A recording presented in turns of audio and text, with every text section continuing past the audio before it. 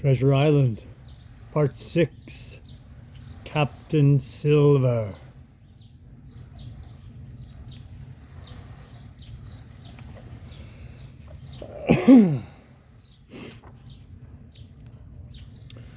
Chapter 28. In the enemy's camp. The red glare of the torch lighting up the interior of the blockhouse showed me the worst of my apprehensions realized. The pirates were in possession of the house and stores. There was the cask of cognac. There were the pork and bread as before, and what tenfold increased my horror, not a sign of any prisoner. I could only judge that all had perished, and my heart smote me sorely that I had not been there to perish with them. There were 6 of the buccaneers, all told. Not another man was left alive. 5 of them were on their feet, flushed and swollen, suddenly called out of the first sleep of drunkenness. The 6th had only risen upon his elbow. He was deadly pale, and the blood-stained bandage round his head told that he had recently been wounded. And still more recently dressed. I remembered the man who had been shot and had run back among the woods in the great attack, and doubted not that this was he.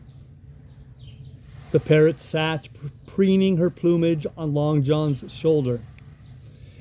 He himself, I thought, looked somewhat paler and more stern than I was used to. He still wore the fine broadcloth suit in which he had fulfilled his mission, but it was bitterly the worse for wear, daubed with clay and torn with the sharp briars of the wood. "So," said he, "here's Jim Hawkins, shiver my timbers, dropped in like, eh? Well, come, I take that friendly." And thereupon he sat down across the brandy cask and began to fill a pipe.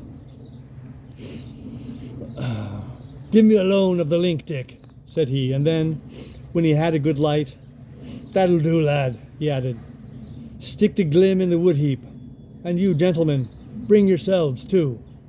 You needn't stand up for Mr. Hawkins. He'll excuse you. You may lay to that." And so, Jim, stopping the tobacco, "here you were, and quite a pleasant surprise for old John. I see you were smart when first I set my eyes on you, but this here gets away from me clean, it do." To all this, as may be well supposed, I made no answer.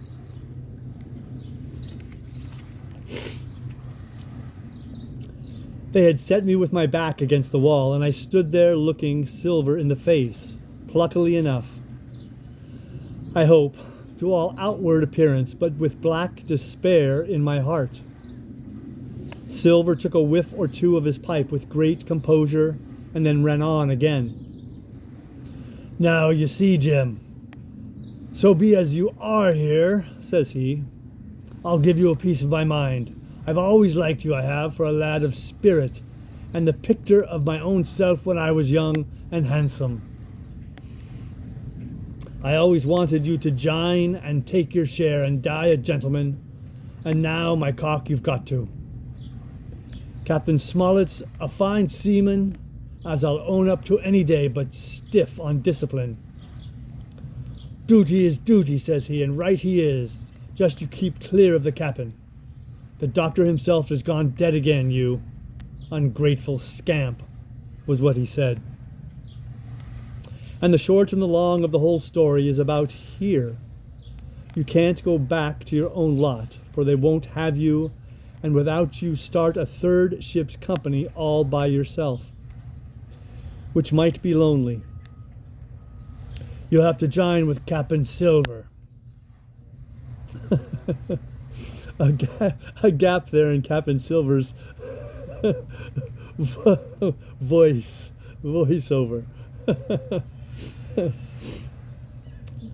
So far, so far so good. My friends then were still alive, and though I partly believed the truth of Silver's statement that the cabin party were incensed at me for my desertion, I was more relieved than distressed by what I heard. I don't say nothing as to your being in our hands, continued Silver. Though there you are, and you may lay to it, for I'm all for argument. I never seen good come out of threatening. If you like the service, well, you'll join, and if you don't, Jim, why, you're free to answer no. Free and welcome, shipmate. And if fairer can be said by mortal seaman, shiver my sides. Am I to answer then? I asked, with a very tremulous voice. Through all this sneering talk, I was made to feel the threat of death that overhung me, and my cheeks burned and my heart beat painfully in my breast. Lad, said Silver, no one's oppressing of you. Take your bearings. None of us won't hurt you, mate. Time goes pleasant in your company, you see. Well, says I.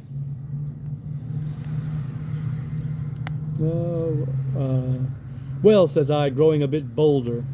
If I'm to choose, I declare I have a right to know what's what and why you're here and where my friends are. What's what? Repeated one of the buccaneers in a deep growl. Ah, he'd be a lucky one as knowed that. You'll perhaps batten down your hatches till you're spoke to, my friend, cried Silver truculently to this speaker. And then, in his first gracious tones, he replied to me. Yesterday morning, Mr. Hawkins, said he, in the dog watch, down came Dr. Livesey with a flag of truce.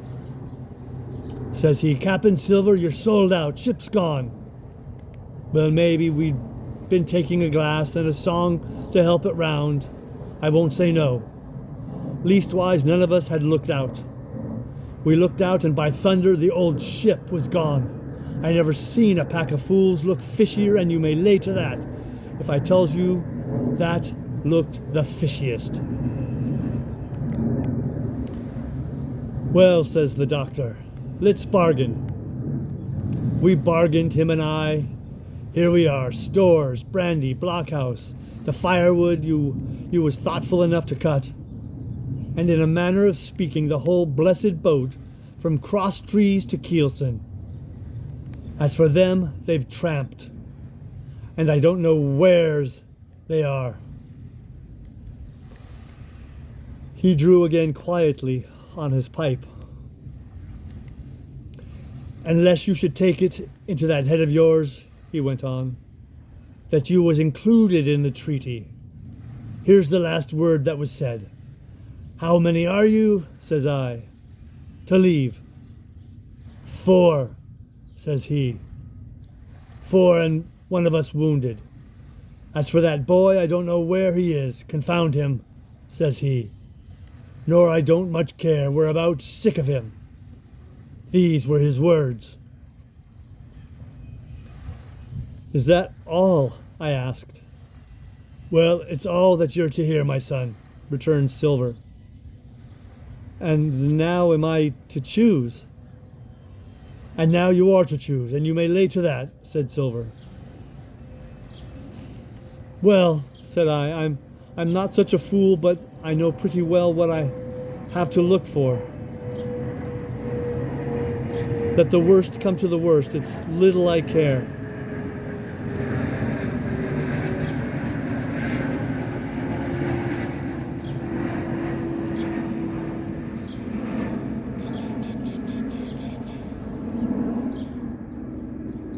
It's little I care. I've seen too many die since I fell in with you. But there's a thing or two I have to tell you, I said. And by this time I was quite excited. And the first is this. Here you are in a bad way. Ship lost, treasure lost, men lost, your whole business gone to wrecks. And if you want to know who did it, it was I. I was in the apple barrel the night we sighted land, and I heard you, John, and you, Dick Johnson, and Hans, who is now at the bottom of the sea, and told every word you said before the hour was out. And as for the schooner, it was I who cut her cable, and it was I that killed the men you had aboard of her, and it was I who brought her where you'll never see her more, not one of you. The laugh's on my side. I've had the top of this business from the first. I no more fear you than I fear a fly. Kill me if you please, or spare me, but one thing I'll say, and no more.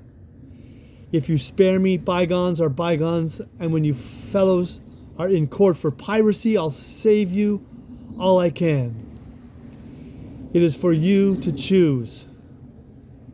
Kill another and do yourselves no good, or spare me and keep a witness to save you from the gallows.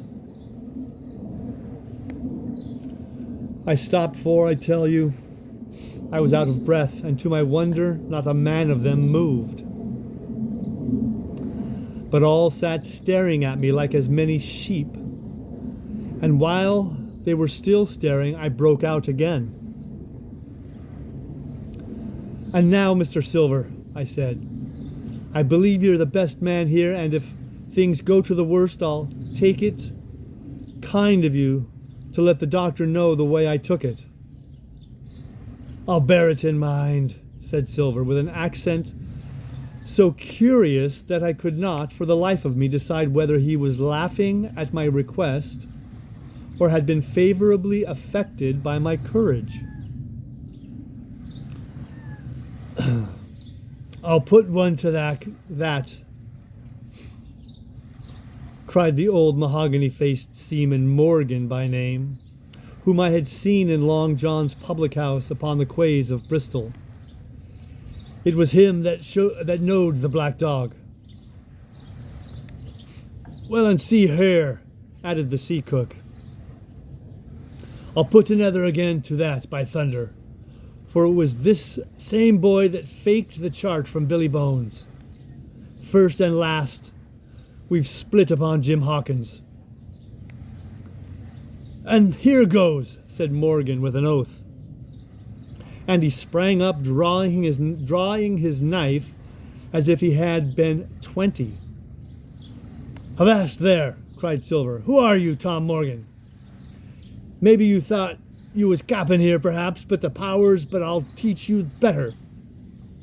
Cross me, and you'll go where many a good man's gone before you, first and last, these 30 years back. Some to the yard arm, shiver my timbers, and some by the board, and all to feed the fishes. There's never a man looked me between the eyes and seen a good day afterwards. Tom Morgan, you may lay to that. Morgan paused, but a hoarse murmur rose from the others. Tom's right, said one. I stood hazing long enough, from one, added another. I'll be hanged if I'll be hazed by you, John Silver.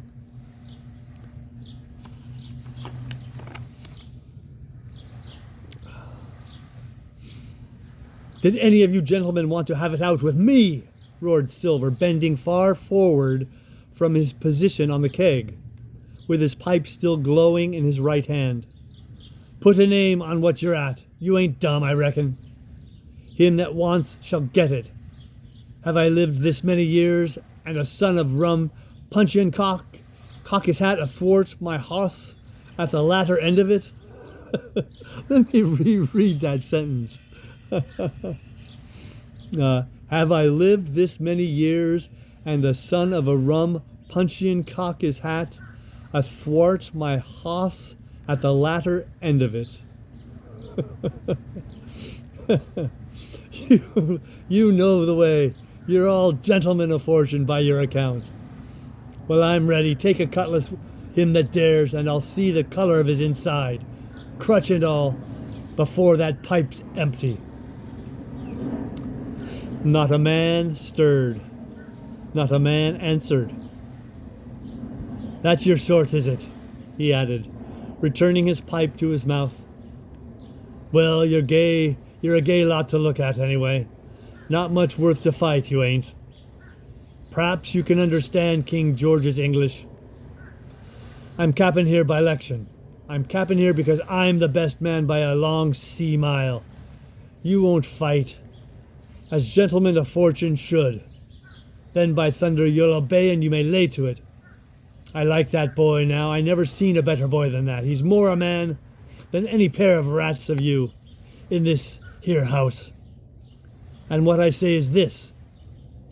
Let me see him that'll lay a hand on him. That's what I say. And you may lay to it. There was a long pause after this.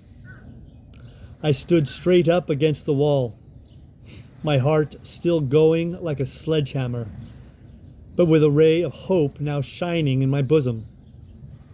Silver leant back against the wall, his arms crossed, his pipe in the corner of his mouth as calm as though he had been in church.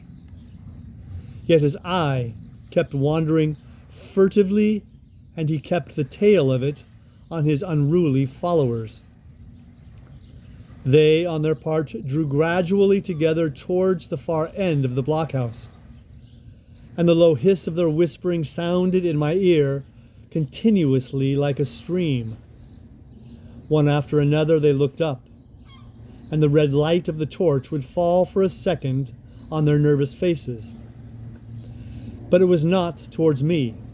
It was towards Silver that they turned their eyes. You seem to have a lot to say, remarked Silver, spitting far into the air. Pipe up and let me hear it, or lay to. Ax your pardon, sir, returned one of the men. You're pretty free with some of the rules. Maybe you'll kindly keep an eye upon the rest. This crew's dissatisfied. This crew don't valley bullying a marlin spike. This crew has its rights like other crews. I'll make so free as that. And by your own rules, I take it we can talk together. I ask your pardon, sir, acknowledging you for to be captain at this present, but I claim my right and steps outside for a council. And with an elaborate sea salute, this fellow, a long, ill-looking, yellow-eyed man of 35, stepped coolly towards the door and disappeared out of the house. One after another the rest followed his example, each making a salute as he passed, each adding some apology. According to rules, said one. Forecastle. Council, said Morgan. And so with one remark after another, all marched out and left Silver and me alone with the torch.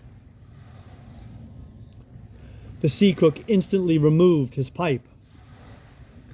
Now look you here, Jim Hawkins, he said, in a ready whisper that was no more than audible.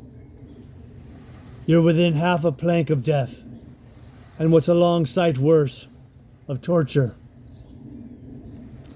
You're going to throw me off, but you mark I stand by you through thick and thin. I didn't mean to, no, not till you spoke up. I was about desperate to lose that much blunt and be hanged into the bargain, but I see you was the right sort, I says to myself. You stand by Hawkins, John, and Hawkins will stand by you. You're his last card, and by the living thunder, John, he's yours. Back to back, says I, you have your witness, and he'll save your neck. I began dimly to understand. You mean all's lost? I asked. Aye, by gum I do, he answered. Ship's gone, neck's gone. That's the size of it.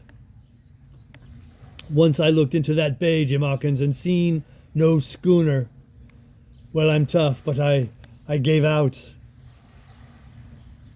As for that lot and their counsel, mark me, they're outright fools and cowards.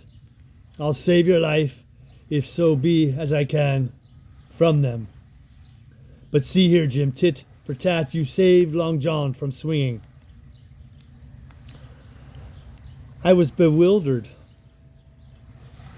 It seemed a thing so hopeless he was asking. He, the old buccaneer, the ringleader throughout. What I can do, that I'll do, I said. It's a bargain, cried Long John. You speak up plucky, and by thunder I've a chance. He hobbled to the torch where it stood propped among the firewood and took a fresh light to his pipe. Understand me, Jim, he said, returning. I've a head on my shoulders, I have. I'm on Squire's side now. I know you've got that ship safe somewheres. How you done it, I don't know, but it is safe. I guess Hans and O'Brien turned soft. I never much believed in neither of them. Now you mark me, I ask no questions, nor I won't let others.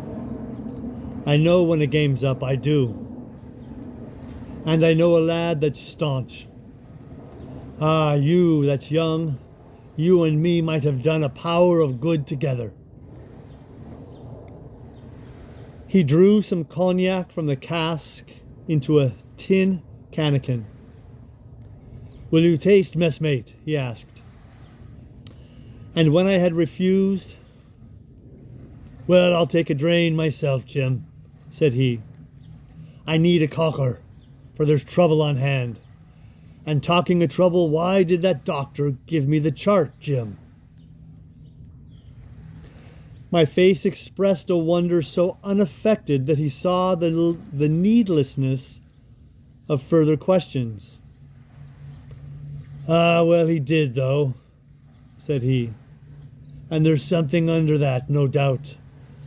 Something surely under that, Jim, bad or good.